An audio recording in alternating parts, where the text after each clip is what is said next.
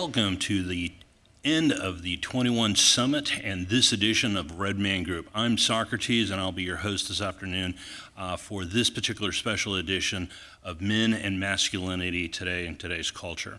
Today I have a great panel in front of me and beside me to go over some of the issues that we're seeing and collectively observing. And so today I'm going to start with the introductions. I'm going to have the guys introduce themselves, starting with AJ himself. You just want the name? Oh, no, give me the rundown. You want a whole rundown? Yeah, where have you been? What have you been doing? You've got some interesting stories. So, for those who don't know, my name is Alexander Kwon Cortes, popularly known as AJAC. I'm known as something like the Manosphere fitness writer and bro philosopher, also the progenitor of Chattistan, and general dime store philosophy as well. So hopefully that mostly covers it. You want more? No, it's fantastic. You can shake your head Arthur, talk too. about Just yourself. make me Sure. infuriating. My name is Kwon Lee. I am a visual artist, unfortunately based in New York City. I founded the Genesis Council, and I am the artist of the Manosphere and Christians, Jungians, all the deep thinkers on the right side of the aisle. I'm Socrates. I'm actually an architect in real life. Here, like AJ, a little bit of dime store philosophy, masculinity, helping navigate today's sexual marketplace and culture, and something I thoroughly enjoy and find much more rewarding than some of the professional architectural work that I think I could achieve within society. My name is Ian Smith. I am one of the co-owners of the Attila's Gym in Belmar, along with my business partner, Frank Trimbetti. 20 months ago, we took on the belly of the beast in New Jersey and kept our gym open during COVID, and have ensued and been ensnared in a very nasty legal battle with one of the most powerful governors in the state of New Jersey. And along the way, we have become political activists and continue to do so to that day. My name is Ken Curry. I'm a marriage and family therapist out of Colorado, and I do a lot of work with men and helping empower men and helping them to live the best lives that they can.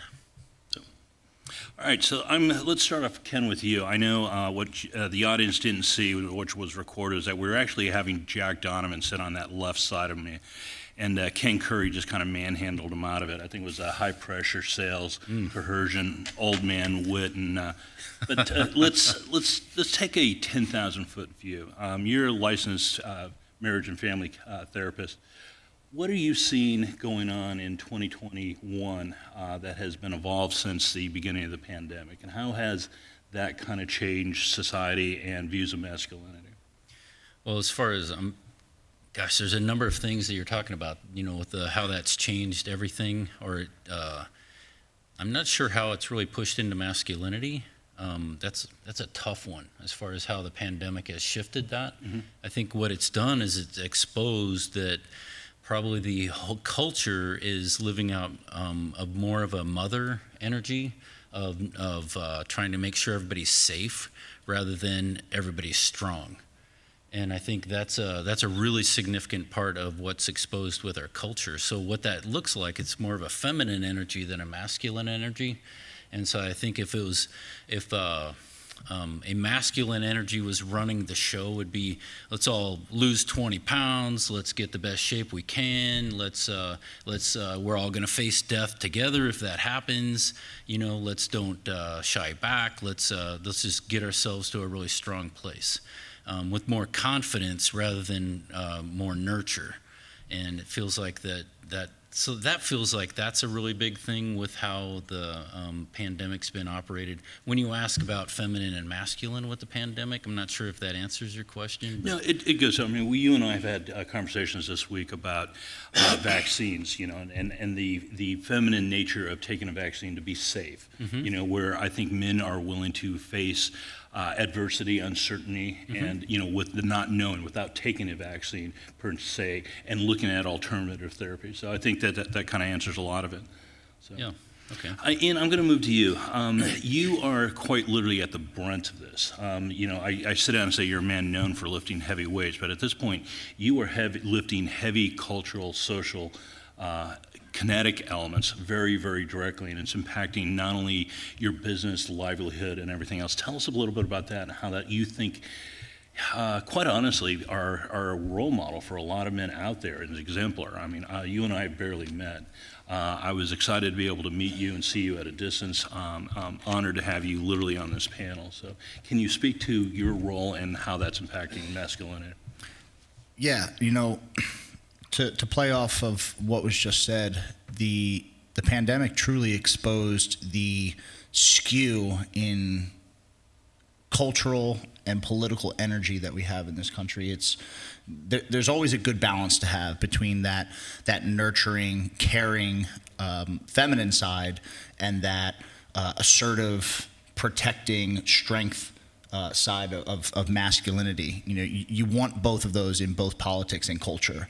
And I think the pandemic really exposed the fact that we have skewed that quite a bit. And you know, when Frank and I took the stand that we did, and we decided to open our gym, we blew up into the mainstream, and we became, Attilis itself became a cultural icon.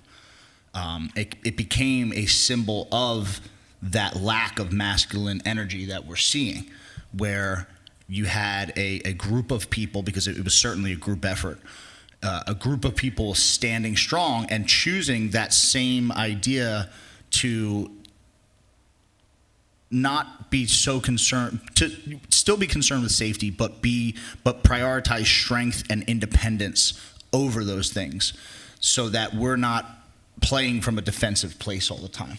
And that's what the public response to the quote unquote health crisis felt like. It felt like a very defensive public health strategy, like we were sheltering in place, when the better option would be to go out and weather the storm. So we became that for a lot of people, and we embraced that because we saw that there was a lack of it. You know, when we started becoming political activists and not just a gym, we were showing up at protests for various political things, and the first observation that we were able to make is that women outnumbered men at these things about 9 to 1.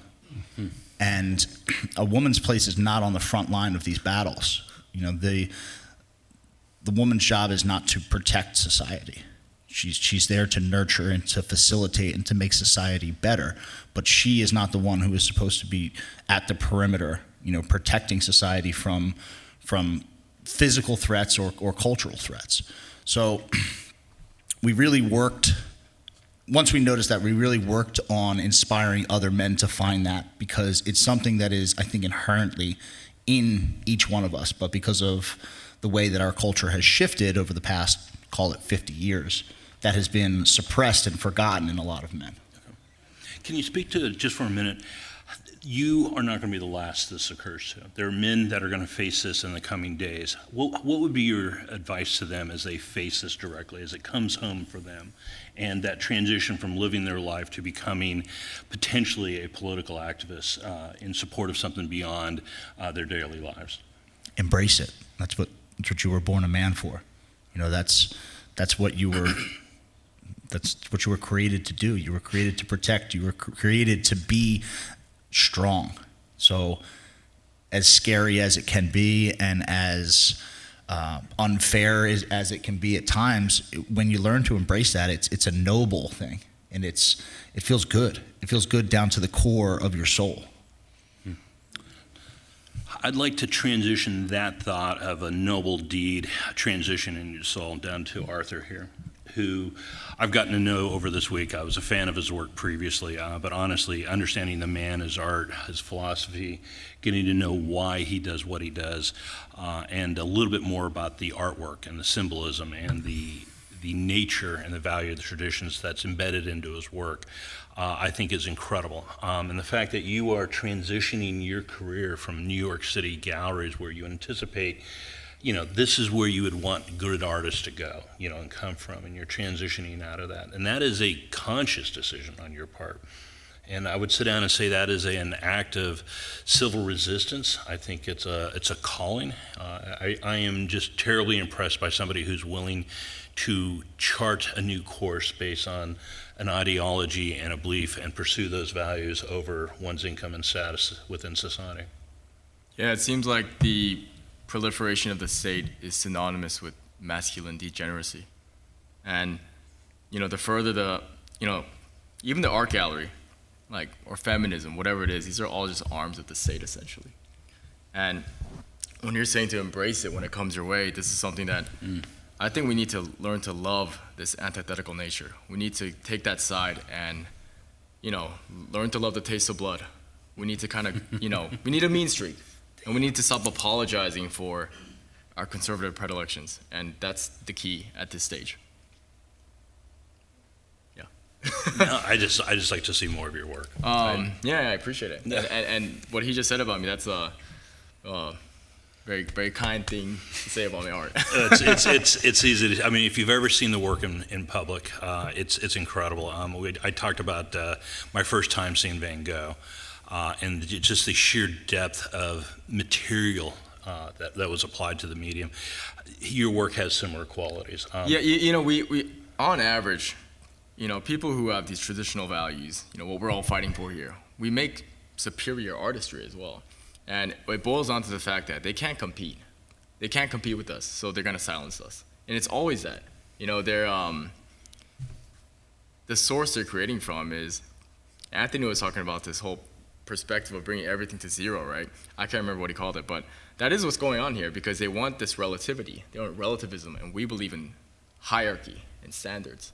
And that's a completely different worldview, and that permeates aesthetically as well. So I think everything you're dealing with your gym, man, I mean, it's funny because I was like, you know what, we have something in common. We're both on Antifa's list. Yeah. But I mean, I'm lower on the end. I mean, you're a little bit higher up there, but it's because if you are trying to influence towards the good, then the haters are gonna hate. Wow. Yeah. AJ, let's move to you. I know you've been doing a lot of traveling, been living vicariously through some of your travels recently, and you've recently relocated to Florida, is that right? Yes. What drove some of that? I mean, that had to be profoundly deep. Obviously, California is just a gorgeous state, having lived there myself. California is beautiful. I would say California, I think, speaking personally, is the most beautiful state in the nation. But I grew up there, and I saw the slow and steady decline and loss of standards that comes with whatever you want called in-stage liberalism. This commitment to folly, this idea that we're not going to enforce expectations, that we're going to take a very lackadaisical attitude to how we administrate. And when standards decline on multi-system levels, it doesn't show up overnight. It's not as if we wake up tomorrow, the world's in chaos, everything's on fire. But from year 1 to year 2 to year 5 to year 10 to year 15, you see everything steadily get worse. And if you take a historical review of, let's say, the Soviet Union or any country that has gone through like a communist phase, essentially, they experience the same thing. There's a takeover, there's a buildup, there's a shift in the social, political discourse and policy, and then over 10, 20, 30, 40 years, life just gets worse. And then you get to a point where everyone is like, how did this happen? Or they know why it happened, and people in power know why it happened, but there's this mutual complicity in lying, where we can't say what's actually true. So we have to have this dance around each other, and we have to try to use the discourse to use doublespeak. And it's a hellish way to live. In California, not the entire state, but the overall majority of the state, I could see that happening. I could see crime increasing. I could see various social policies put in place where this isn't a felony. This isn't going to be charged. The police are not going to come out if you call them. We're going to ignore this and ignore this and ignore this. We're just going to stop keeping statistics on crime. We're not going to release them publicly, because if we did, that'd be bad for us. And you see this happening, and there's that normalization though, where it's like, this is worse than last year, but it's not that much worse. And you keep telling yourself that over and over again. This is how tyranny becomes a standard. That's how tyranny rises. Because people, you just get them to accept it. And you take away rights and you take away expectations slowly and slowly and slowly. 10 years later, where you live is unrecognizable. your concept of rights or civil rights or personal freedom, it's all that's been destroyed, it's been violated. How'd that happen? You allowed that to happen because you make these compromises. You're not dealing with good actors. You're not dealing with principled people. You're dealing with people who will break the rules to their advantage, and they will use them against you, and they don't care what your position is. They're already operating from a place of implicit moral superiority. So yeah, how are you going to deal with that? You can move, you can, but then you also have to start taking steps to counteract that. You have to mobilize. A lot of what was talked about here at this conference was essentially a form of political activism. If you are a man today and you are masculine and you believe in good and hierarchy and definitions and truth and you have standards, you are an enemy of the state in a way. You are someone that you're going to show up on a list, or you're going to show up on a, whether it be do not fly or do not speak or don't let that person in the building, or I heard you said some troubling things in a meeting. They're going to use that kind of language. You're going to be the enemy at some point, and you have to be prepared to deal with that. Do you have personal sovereignty? Have you taken the steps to protect yourself? Are you even thinking that way? Or are you going to be cough guard and essentially just get fucked, where it's going to be job loss, professional loss, lost reputation, and now you don't know how to respond. Your surprise has happened. You have to be situationally aware. So the move from California, I could try to stick it out there, or I could move to essentially what's a red state, a conservative-friendly state. I could mobilize my groups of men that I have and start creating some counter-resistance, and I can do that behind the scenes. I can do that effectively, and I'm not operating in an environment where every single day I have to deal with this tyrannical fucking garbage, where I look around like, why do things operate this way? Why? Like, I can't take it. I don't have the ability to block out my environment to that level where I can just pretend that everything's okay and I can ignore it. It drove me insane, so I left. And luckily, this is a big country. You have 50 options where you want to live. We do. So, And did that not answer only the that, question? it's good. Very much. Did you get your dime store worth? I do appreciate it, and Florida welcomes you. So. Florida's great. Love Florida. And you touched on something I think is really important. I spoke at this conference about civil resistance, and it's not just about civil resistance, it's about cultural resistance. And I think we're seeing that, wholly. I think we're also seeing a degree of civil resistance because it's government directed. When we talk about government mandates and so forth, we're not elected or legislation was not passed. There was no public discourse. It was direction, coercion. I find that we have been culturally resisting for a while. Yeah, I think, you're talking, I think every one of us have something on the line when we speak. I am not a political creature. I don't follow a lot of that stuff. I am out here to be able to make each man as strong as he can be. And I think I know, and my passion is that I know that the world would be one hell of a better place if each man moved with integrity, if each man moved according to what his values are and within his character, and spoke and had presence and used his voice strongly. And I think that's what I'm all about. I'm not really all about, the whole thing of civil disobedience or anything like that. I just want men to be able to be strong and to use their voice and to be powerful in the little sphere of influence that each one of us have. That's what I think is a really, really significant thing. And I think for each one of us, we all know this up here on the panel, we all know that there's pretty significant things at stake.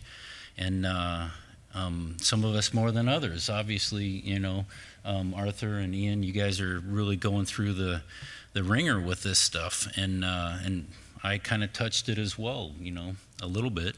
And so, but I think that sacrifice that we're making to be able to use our voices, to be able to speak clearly, to be able to encourage everybody to stand up.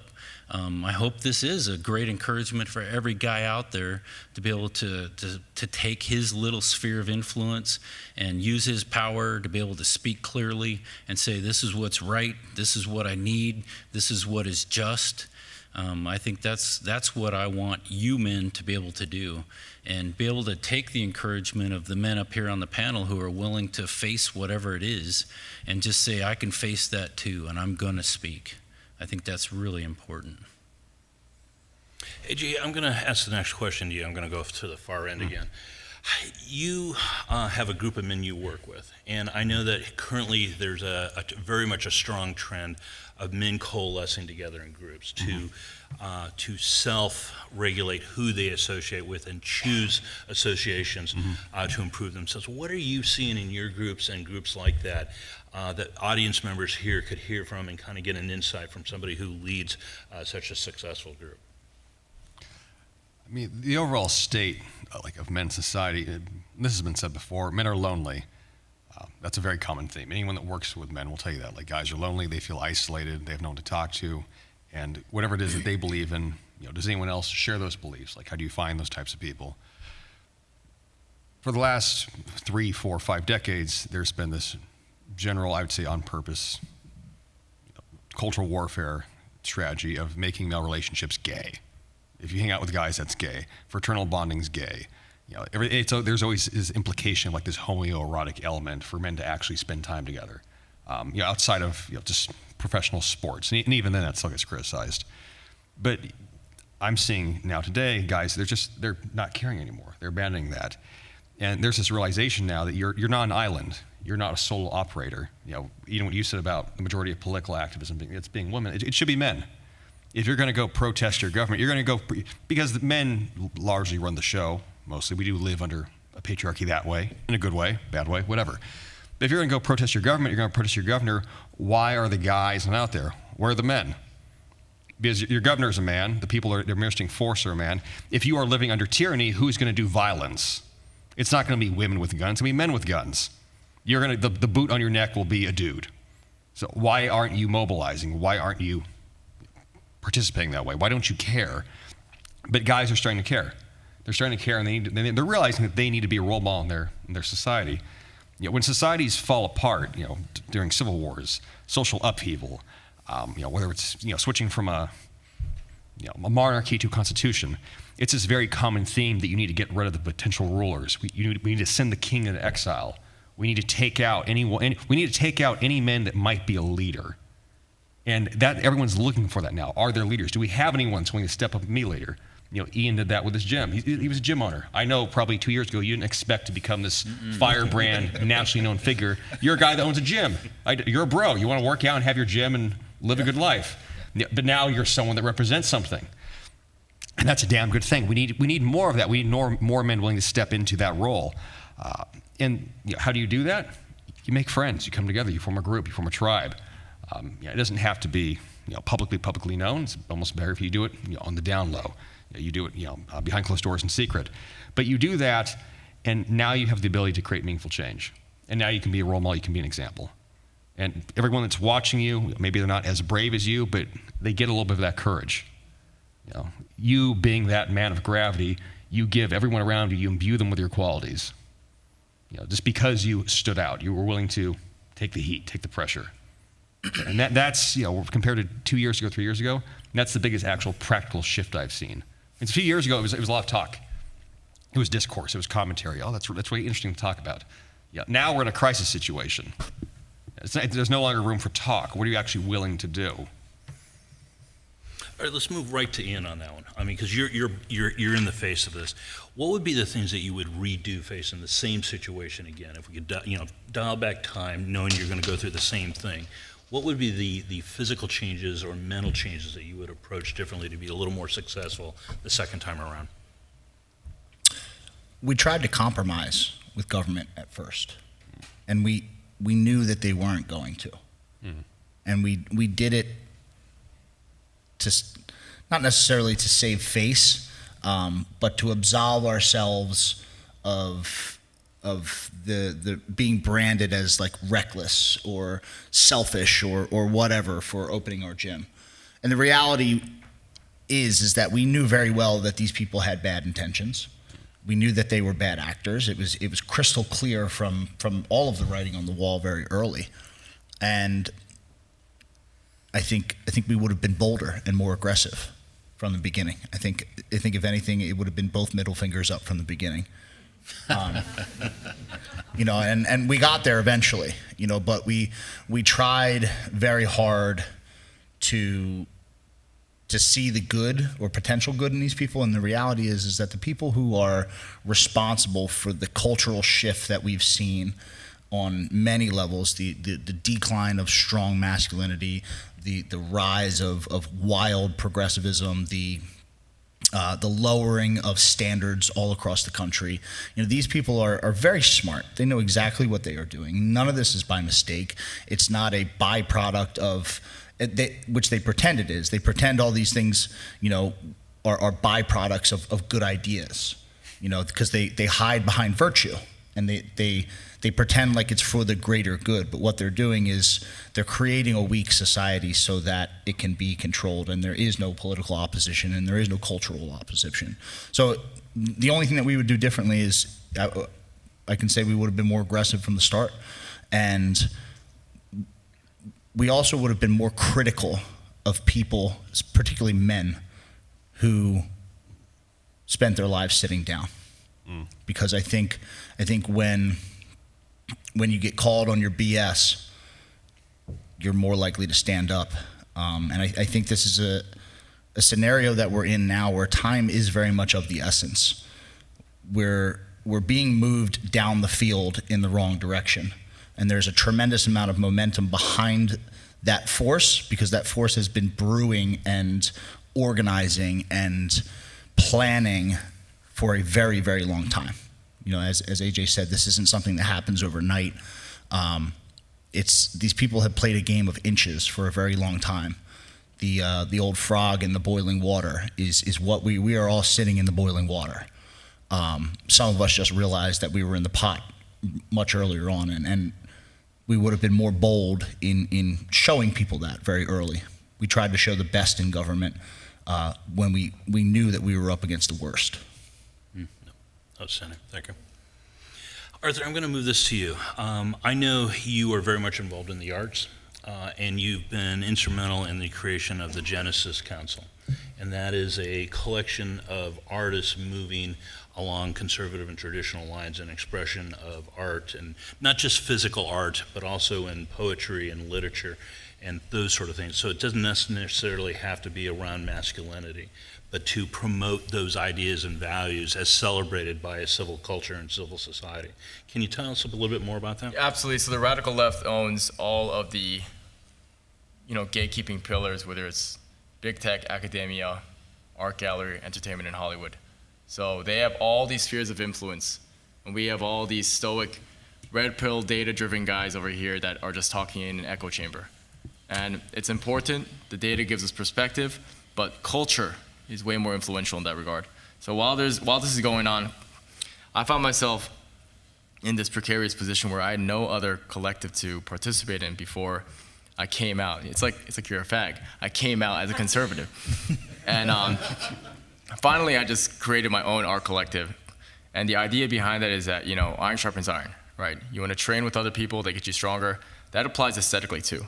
So if you can be around other creative people who hold each other accountable and are going to be ruthlessly logical in your critiques, but we're also using our medium, whatever it is, acting, comedy, your brush, towards the logos, towards traditional sentiments again.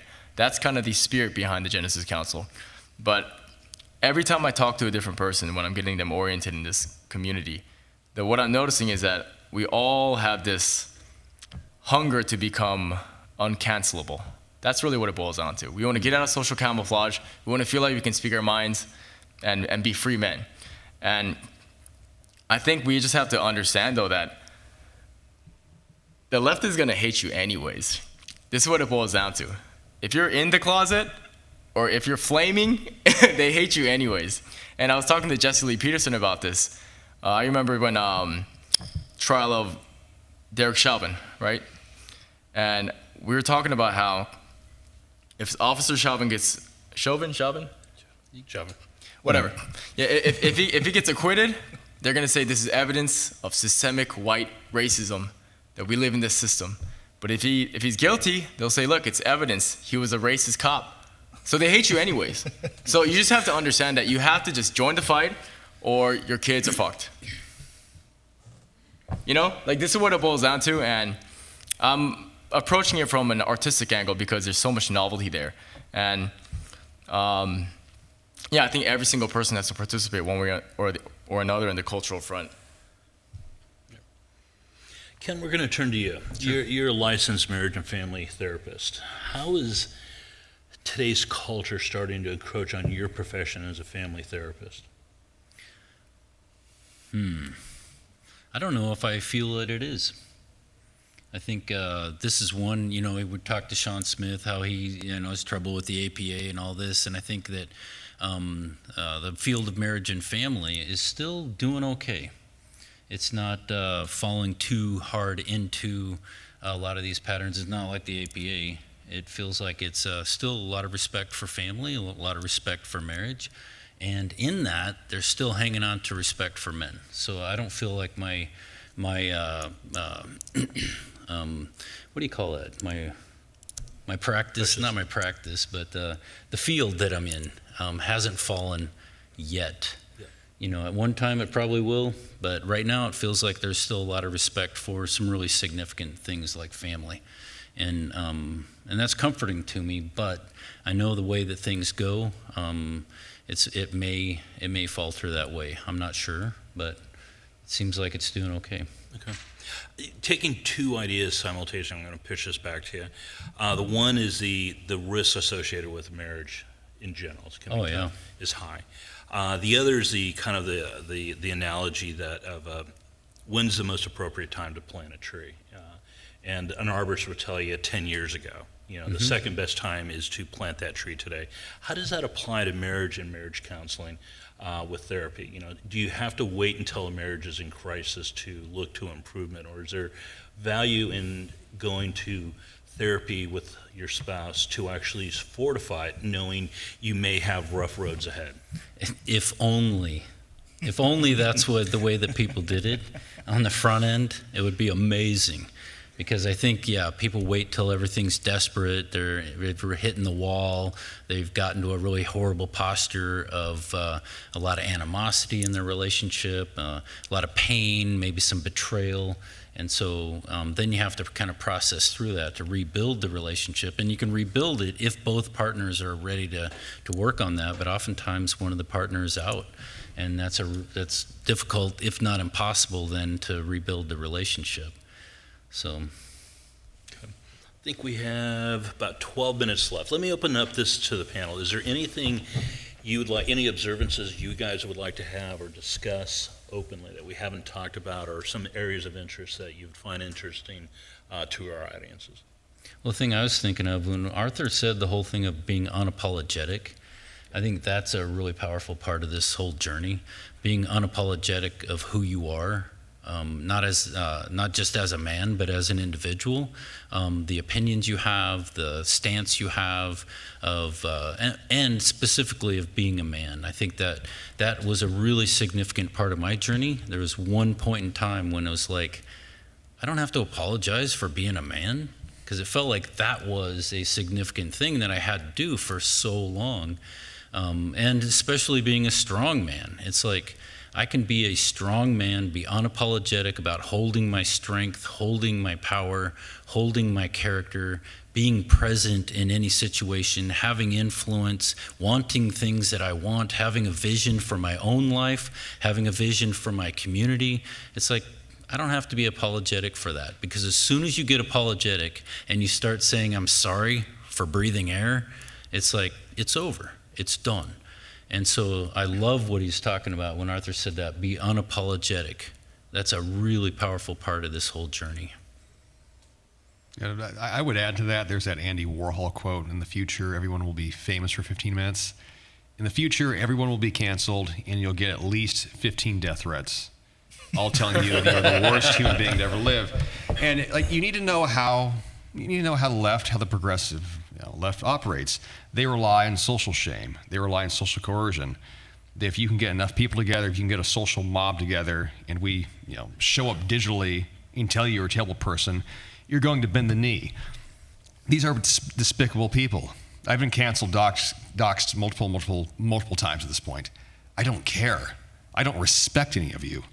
You're all subhuman to me. And you think I'm going to say sorry? Like, you're going to elicit some emotion from me that I give a damn about your existence? Like, you're fucking nothing. And that's the attitude you have to take. You all laugh like you need to take that attitude, because otherwise they will fucking put the boot on your neck. They will. They're going to assume, they're operating on this assumption that if we show up enough, if we say enough bad things about this person, you are going to yield. You will. Like, you have to yield. How could you not? We all hate you. We think you're bad. You have to yield. No, I don't. You all live in this sick victim fucking culture in which you all compete as to who's in the most pain and who's being the most oppressed. And you want that. It's like the victim Olympic status symbol. That's how you live and operate. I don't live that way. I don't live my life that way. You all don't live your lives that way. So why should they have the power of God over you? These people are human. They're not higher beings. They're not divine. They're fallen. And you're going to let them what? Dictate how you're going to live? Fuck them. So adopt that attitude. You're here, fuck them.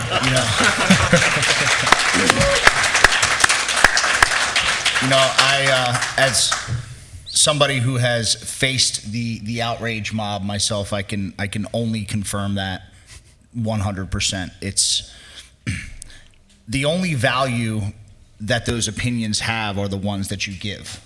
It's and people automatically assume, and I think it's cultural. I think we've been taught it's part of this you have to care about everybody all the time mentality that's been processed. It's if you watch out for yourself and your family, like first they've branded that as like selfish.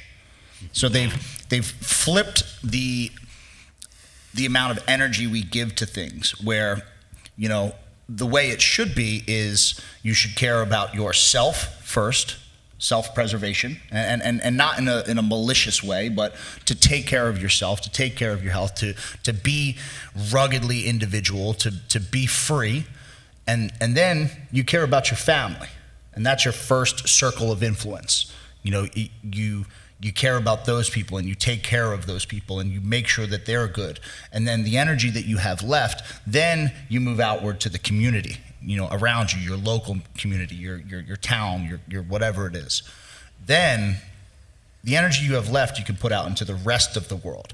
But they've entirely flipped that, and they've told everybody that before you care about yourself, you have to care about everybody else.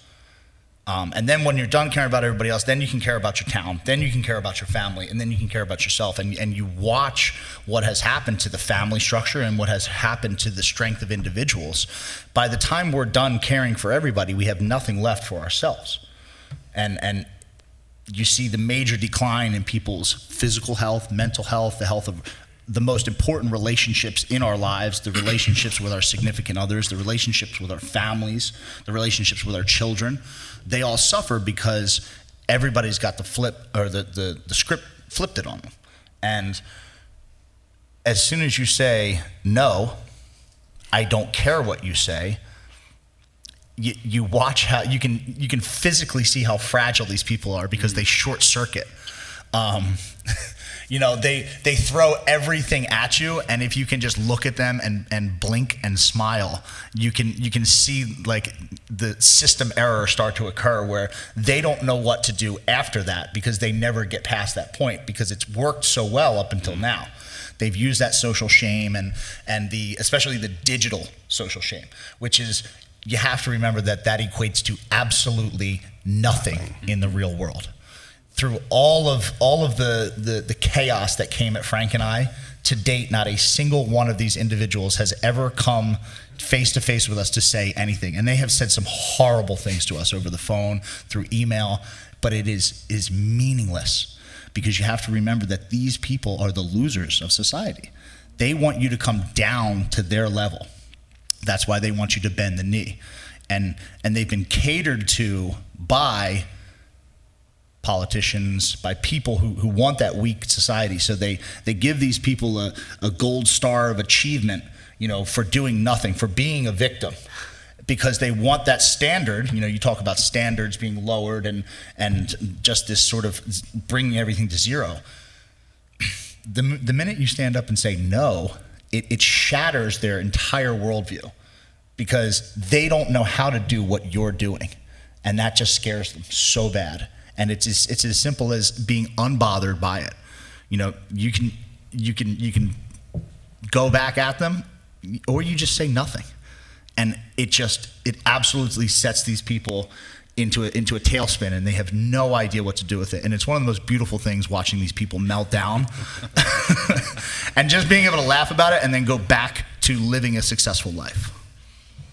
So I'm with these two giant alpha males here, and it's making me think about how, like, I think so much of this is so circumstantial also. There's a study in the Telegraph, and they measured the upper body grip strength and overall athleticism of 150 men who voted for lower taxation and lower government programs.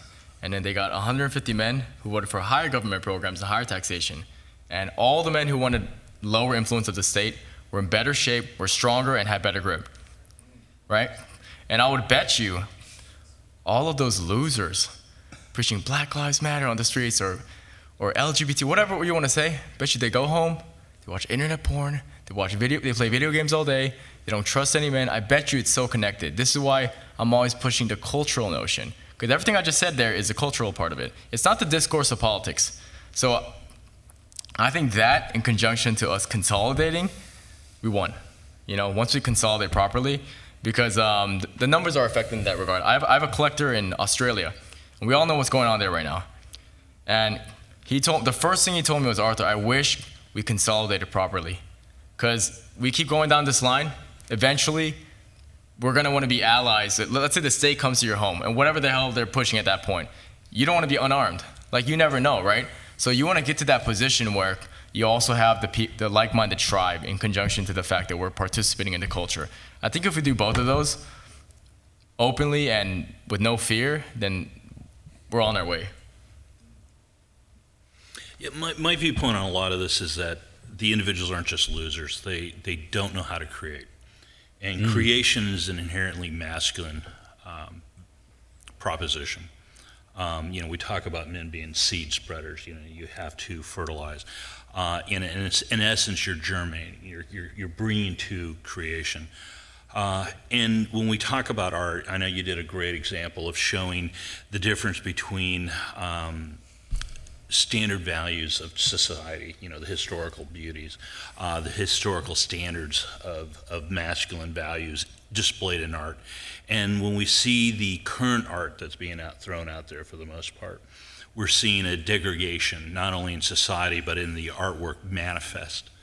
And you said something briefly, that every man has a capability for art, and to start with something to do that. Can you share what that example was with everyone? Yeah, I believe that everyone has a creative outlet. It's just about medium specificity.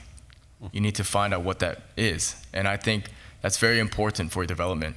But a little deeper than that is understanding the foundation of what an artist is in the first place. There's a technical side, fundamentals, learning the rules to break the rules. That's universal. But I think even before you even get those technical skills, it boils down to, are you in pursuit of the truth, right? Because if you want to be an artist and you don't have that foundation, you're going to be, your artwork is going to be very quickly about vanity and self-absorption. That's hip hop, right? So, yeah, I think it's, what was the second question again? What's the one step that they can do? The average man that has no artistic ability, what is the one thing? You gave an example. I'll tee it up for you. It was pottery. To go into an actual art store. Yeah. I mean, it's just, everyone should be exploring different artistic mediums. And I'm telling you, if you just go into the chaos of aesthetics and something sort of peek out, just dabble with it. And eventually something will speak to you.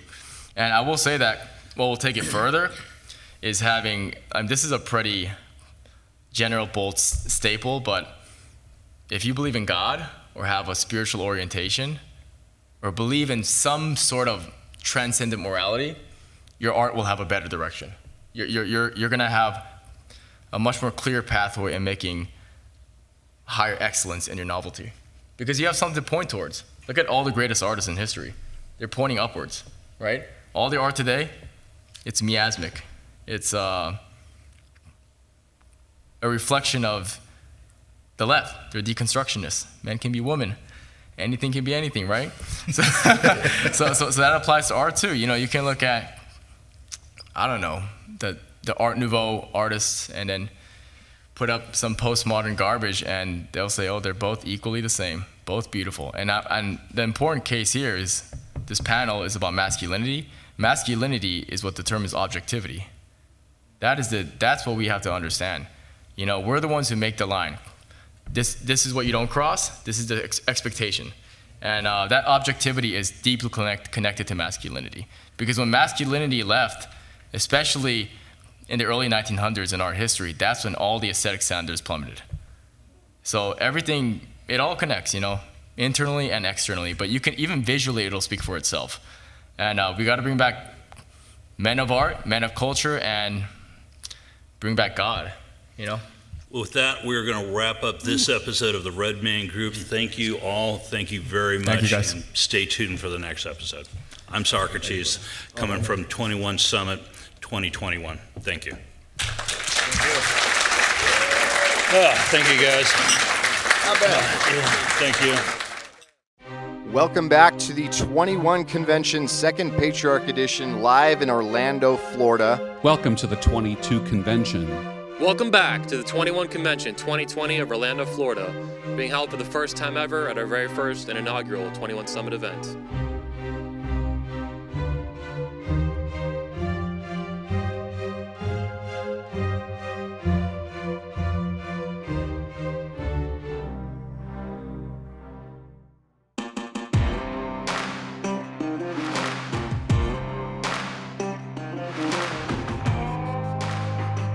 Welcome to 21 Summit in Orlando, Florida.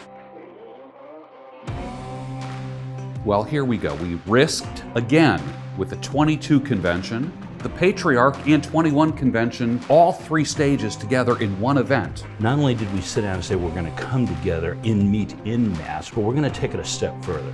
We are going to dare have a conversation about the sexes openly, honestly, and engage the women that Like, I am amazed at how well this went.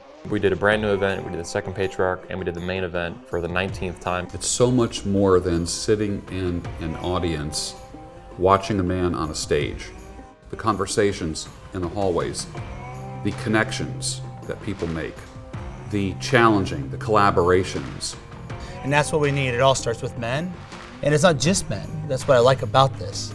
You know, we don't want to like overreact to feminism and then hate women. That's not it. This is about men getting their act together, doing what they're made to do. You had meals, you had to run security, you had to run travel plans, you had to ensure people were where they needed to be. 3 stages, cameras everywhere, and it was pulled off with flawless execution. It's evolved so much. I really appreciate how Anthony has allowed you speakers to evolve and to grow and to share that and to encourage that with all the other men here. To hear so much talk on family and fatherhood, there's more depth, there's more room for who they could be. Is the word patriarchy or patriarch offensive to you in any way? Not to me personally. Okay. Not at all. It's something that I cherish it. I love it. I grew up wanting cherish it. the patriarchy. I do. In mansplaining news, a 3-day conference for women led by men hopes to make women great again. Well, women need to be taught how to be great again. Oh, Not my words. We do. Like how to land a husband, how to lose weight, how to pop out a bunch of kids. Why do men think they need to fix the problems of women? Well, it says the world's ultimate event for women. In Orlando, Florida, that's going to be the scene of the crime. It's mansplaining palooza. You say no to the toxic bullying feminist dogma. Patriarchy is the future. It's good to see it in person. Until I got here and saw it, and you can see the people in the audience, you see the men that are here committed to listening. I mean, it's just changed my idea of what the conference is. The professionalism, the staff, the way everything is organized. It's given me a different perspective about this particular idea, and I'm ready to put some more fire into it. Welcome to Dream World, ladies and gentlemen.